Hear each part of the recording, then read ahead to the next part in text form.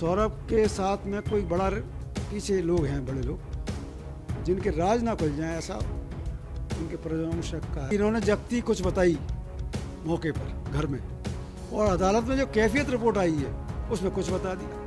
क्यों व्यापम कांड में भी कई लोग मारे गए, आज तक जांच हो रही है, मरने के बाद कोई जांच। जमानत लेने का अधिकार हर आरोपी को होता है। तो अभी हमने लोअर कोर्ट में लगाई, अब हाई कोर्ट में लगाएंगे।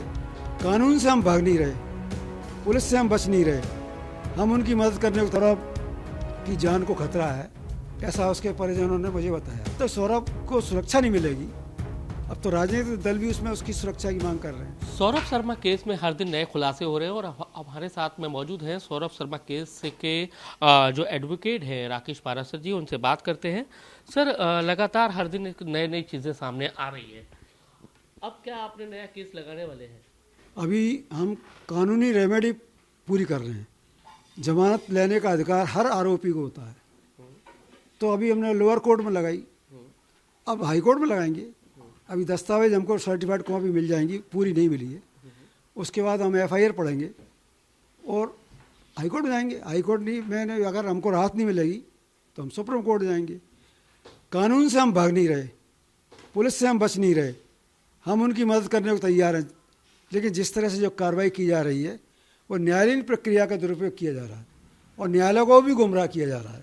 किस तरह से गुमराह किया जा रहा है न्यायालय को? कौन कौन से ऐसे पॉइंट्स हैं जिसको लेकर आपकी आपत्ति है? कैसे गुमराह किया जा रहा है? और सबसे बड़ा सवाल कि सौरभ आखिर समर्पण कब करेगा? क्योंकि कहा जा रहा है कि सौरभ आ जाएगा, वही बता पाएगा कि आखिर उससे कितने लोग जुड़े थे, कितने, क्योंकि उतनी बड़ी राशि तो शायद नहीं हो सकती, उससे कौन से लोग जुड़े हुए थे?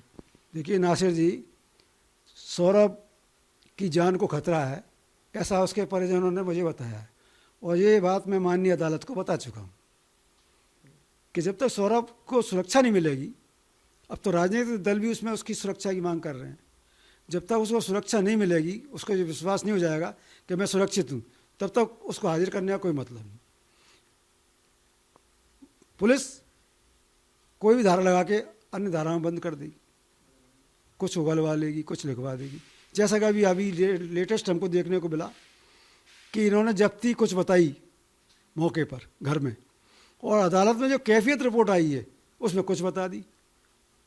फिर दरखास्त लगा रहे हैं, हमने आपत्ति की तो फिर दरखास्त लगाई इनने लोकायुक्त ने कि साहब टंकड़ गलती है, टाइपिंग मिस्टेक, टंकड़ गलती 1 0 की होगी तो सारी गलती टंकड़ की होगी। तो अब आपने क्या किया, इसका मतलब अदालत में गलत जानकारी दी है। उसकी इन्होंने दरखास्त दी, हमने उसका जवाब करने के लिए आज तारीख लगी है भोपाल में। हमारे टीम का सदस्य अभिभाषक वो बहस कर रहा है, उसको देंगे। तो वो ये कह रहे हैं कि आपसे गलती हो गई, तो पहले वाली गलत थी कि ये गलत है, पहले वाली सही थी तो ये क्यों गलत है, क्या दोनों ही गलत हैं? इसका जवाब तो लोकायुक्त पुलिस देगी ना, हम थोड़ी देंगे। हमने दरखास्त नहीं लगाई है, हमने तो केवल ये जमानत मांगी थी, उस डायरी में उसने बता दिया। तो आपका क्या कहना है, सौरभ को आखिर किससे खतरा है? क्या लगता है कि आखिर सौरभ को किससे किससे खतरा है जान का अपनी? सौरभ के साथ में कोई बड़ा पीछे लोग हैं, बड़े लोग जिनके राज ना खुल जाए, ऐसा उनके परिजनों को शक का है। क्यों व्यापम कांड में भी कई लोग मारे गए, आज तक जांच हो रही है, मरने के बाद कोई कार्रवाई नहीं होती। ठीक है, सौरभ को सुरक्षा मिल जाएगी, सुरक्षा का आश्वासन मिल जाएगा, तो सौरभ क्या सरेंडर कर देगा? तत्काल कर देगा, तत्काल मदद करेगा, बल्कि जांच एजेंसियों के साथ मदद खड़ा होकर मदद करेगा। भक्त थोड़ी रहा है वो, कोई अपराधी थोड़ी सिद्ध हो गया। अभी जैसा जो कहा जा रहा है कि इतनी बड़ी राशि है, सब उसी की है, उसी से जुड़े हुए हैं, और भी नए नए लोगों के नाम आ रहे हैं, तो आप क्या कहते हैं? सौरभ के नाम ना कार है, ना कार में मिला हुआ माल सौरभ का है।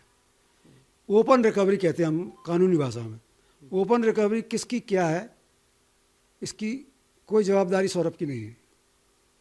जब तक एक्सक्लूसिव पोजेशन जिसको कहते हैं ना, आपकी जेब से ये मिला, वो भी 2 स्वतंत्र साक्षियों की मौजूदगी में मिलेगा, उसको मानते हैं जब्ती। ये तो ओपन रिकवरी है, किसी के दरवाजे पे कोई गाड़ी खड़ी कर जाए, किसी के खेत में कोई गाड़ी खड़ी कर जाए, तो उससे उसको नहीं जोड़ा जा सकता। आप क्या कहते हैं कि सौरभ शर्मा है क्या इस केस में के अंदर, इस पूरे जो केस में उसको सबसे बड़ा विलन बताया जा रहा है कि काली कमाई का बहुत बड़ा वो है? आपकी नज़र में क्या है? आप उसके एडवोकेट हैं, आपकी नज़र में वो क्या है, और क्या किस ग्राउंड पर आप उसको कह रहे हैं कि ये बूबे के नाम? सौरभ शर्मा निर्दोष है, सौरभ शर्मा फिर कह रहा हूँ निर्दोष है, और अदालत में हम साबित कर देंगे सौरभ शर्मा निर्दोष है।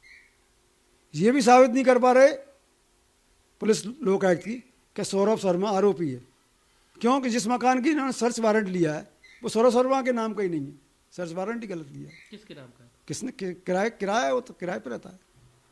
उसके तो बड़े बड़े राज निकलते आ रहे हैं, जैसे कि कुछ सामान मिलता है, उसकी पत्नी इतनी महंगी महंगी शॉपिंग करती थी, 14 लाख का गहना, ये सारे आइटम्स, कई सारी ज़मीन, कई सारे स्कूल, इस तरह की ज़मीनों के प्रॉपर्टी के कागज़ निकल रहे, तो वो आखिर निकल तो रहे हैं।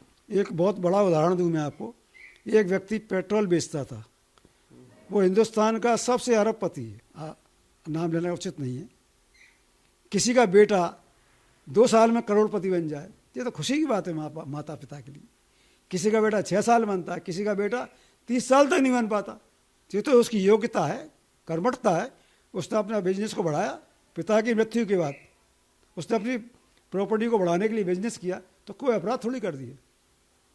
अब अपराध कर दिया इनकी नज़र में, तो हम उसका हिसाब देंगे इनकम टैक्स में, ईडी में, जैसे उनकी माँ ने भी ईडी में स्टेटमेंट दिया है। लेकिन वहाँ पे ही सवाल खड़े हो रहे हैं ना कि वो शपथ पत्र जो पेश करी थे उनकी नौकरी लेते समय, वो सारे गलत है, वो सारे गलत, वो विषय अलग है, ये विषय अलग है। अच्छा, अभी आप उसी पे कायम हैं? अभी हम तो उस पर कायम है जो लोकायुक्त ने, ईडी ने और इनकम टैक्स ने गैर कानूनी कार्रवाई की है।